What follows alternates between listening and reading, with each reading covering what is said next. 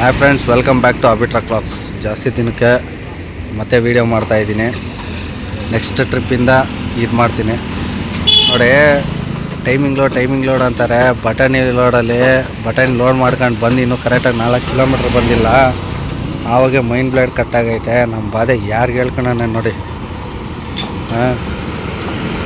ಈ ಥರ ಹಿಂಸೆ ಕೊಟ್ಟರೆ ಯಾವಂತಾನೆ ಉದ್ಧಾರ ಆಗ್ತದೆ. ಬಾಡಿಗೆಗಳು ಅಷ್ಟಷ್ಟು ಮಾತ್ರನೇ ಇರ್ತವೆ. ಈ ಮಧ್ಯ ದಾರಿಗಳಲ್ಲಿ ಟೈಮಿಂಗ್ ಲೋಡ್ಗಳಲ್ಲಿ ಈ ಥರ ಬೇರೆ ಆಗ್ತವೆ ನೋಡಿ.